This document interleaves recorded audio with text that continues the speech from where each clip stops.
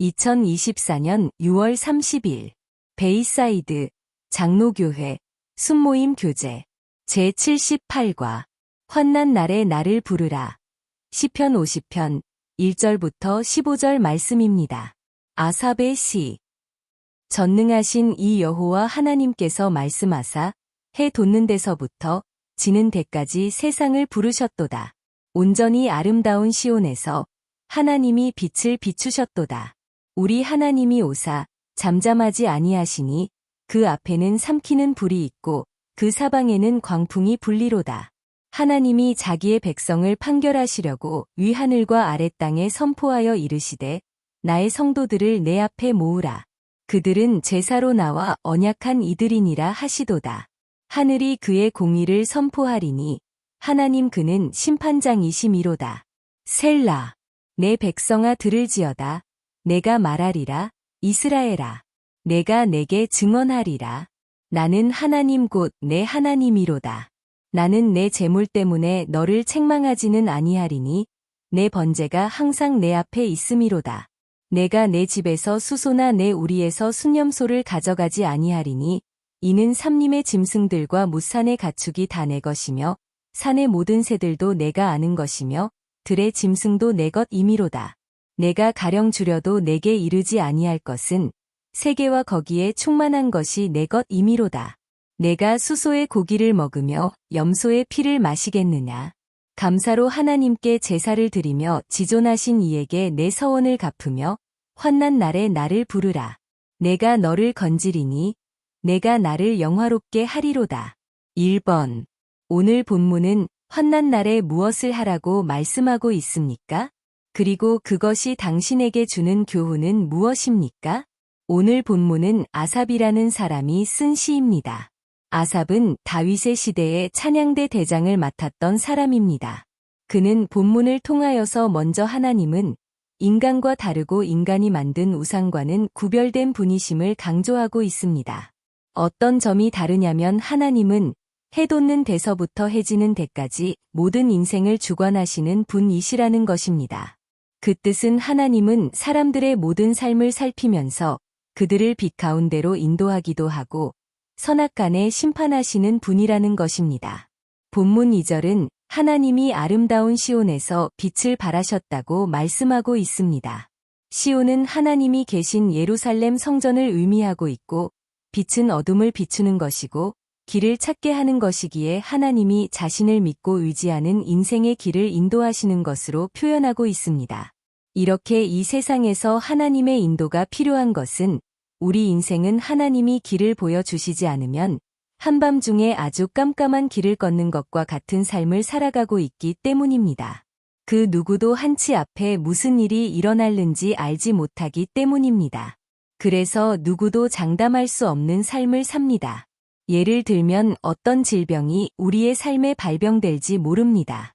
그리고 함께 일하는 우리 주변의 사람들이나 경제 상황이 언제 어떻게 바뀔지 모릅니다. 그러므로 이런 삶을 살아가고 있는 사람들은 깊게 생각하면 참 불안해집니다.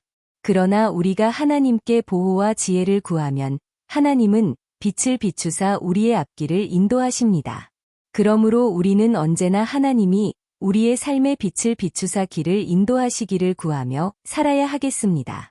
그 다음으로 오늘 본문은 하나님이 인생을 주관하시되 그 행위를 따라 심판하시는 것을 다음과 같이 3절 4절에 말씀하고 있습니다. 우리 하나님이 오사 잠잠하지 아니하시니 그 앞에는 삼키는 불이 있고 그 사방에는 광풍이 불리로다.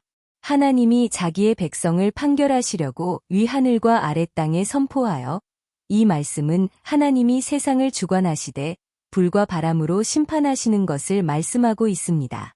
그리고 그것을 증거하는 것들이 두 가지 있는데 그 첫째가 하늘이고 그 다음은 땅이라고 하였습니다. 이 두 가지가 증인이 되는 것은 인간이 잘못 살 때 언제나 하늘이 심판으로 불과 바람 그리고 비를 내려 홍수로 심판하고 또는 비를 내리지 않으심으로 가뭄으로 세상을 심판하였기 때문입니다. 하나님은 노아의 시대에는 홍수 심판이 있었고 소돔과 고모라에는 불의 심판이 있었고 엘리야 시대에는 3년 반을 가뭄의 심판이 있었던 것을 보면 알게 됩니다. 그리고 땅은 여러 시대를 거쳐서 지진과 쓰나미, 화산 폭발 등 많은 재앙을 인생에 가져왔습니다. 그런데 이런 것은 우연이 아니라 하나님이 세상을 심판하시는 분이심을 보여주는 증거가 된다는 것입니다. 물론 그런 일이 일어날 때 재앙을 당하는 자들만이 잘못되었다고 생각해서는 안 되고, 우리도 죄중에 회개하지 않으면 그런 재앙을 당하게 된다는 것을 알려주신 것입니다.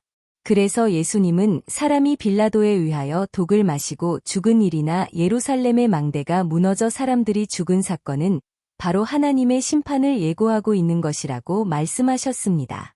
그리고는 말씀하시기를 너희도 회개하지 않으면 이렇게 심판을 받게 될 것을 알라고 하셨습니다. 오늘 본문은 이런 심판주인 하나님은 하나님을 믿는 자들을 판단하기 위하여 자기 앞에 모으라고 하셨습니다. 그러니까 예배의 장소에 모이게 하시겠다는 것입니다. 그 이유는 하나님은 인생을 주관하시고 생명을 주시는 분이시기에 마땅히 자신을 인정하고 경배하기 위함입니다. 그래서 모든 믿는 자들은 하나님 앞에 모여 예배를 드려야 함이 마땅한 것입니다. 그런데 하나님은 예배로 모인 자들을 무엇으로 판단하시고자 했는가 하면 진정으로 하나님을 믿는 마음이 있는지, 진정으로 하나님을 경외하는 마음이 있는지를 살피고자 하셨습니다. 그 증거로 단지 제물을 드리는 것으로 하나님이 우리 믿는 자들을 판단하지 않겠다고 말씀하고 있습니다. 그 뜻은 하나님은 물건이나 드린 제물 때문에 기뻐하시는 분이 아니시라는 것입니다. 그 이유는 이 세상의 모든 것이 다 하나님의 것이기 때문입니다. 그러니까 하나님이 제사에 있어서 제물을 받으시기 위하여 제사를 명하신 것이 아니라는 것입니다. 그러면 하나님은 무엇을 보고 우리들을 판단하신다는 말입니까? 오늘 본문은 두 가지를 말씀하셨습니다. 그 첫째는 본문 14절 말씀입니다. 감사로 하나님께 제사를 드리며 지존하신 이에게 내 서원을 갚으며, 이 말씀은 제사 시에 제물을 드리는 사람은 반드시 마음으로 감사하며 드려야 한다는 것입니다. 그러니까 진정 마음으로 하나님이 자신에게 생명을 주시고 자신의 삶을 인도하시는 분임을 감사하며 드려야 하는 것입니다. 그리고 하나님을 그렇게 경외하고 주권자로 인정하였다면 하나님 앞에서 한 서원은 반드시 갚아야 한다는 것입니다. 그러니까 하나님 앞에 약속하였다면 반드시 그것을 지키려고 해야 한다는 것입니다. 그것이 바로 하나님을 경외하는 모습이기 때문입니다. 그러므로 하나님을 마음으로 섬기는 사람은 약속을 지키려고 해야 합니다. 그리고 두 번째는 15절 말씀입니다. 환난 날에 나를 부르라 내가 너를 건지리니 내가 나를 영화롭게 하리로다. 환난 날에 하나님을 부르는 것은 하나님을 전능하신 분으로 믿는 것을 의미합니다. 그 이유는 환난 날은 우리 인간이 아무것도 할 수 없는 때를 말하기 때문입니다. 그런 때에 사람들은 정말 하나님을 믿는 자인지가 구분됩니다. 하나님을 믿지 않는 불신자는 그런 상황이 오면 절망하고 자살합니다. 그러나 하나님을 믿는 자는 도움을 위하여 부르짖게 됩니다. 이것이 믿는 자와 믿지 않는 자의 차이입니다. 그리고 그 결과는 믿지 않는 자는 자멸하지만 부르짖는 자는 하나님의 도우심으로 환난에서 벗어나게 됩니다. 그리고 하나님을 살아계신 분으로 인정하게 하며 하나님께 영광을 돌리게 됩니다.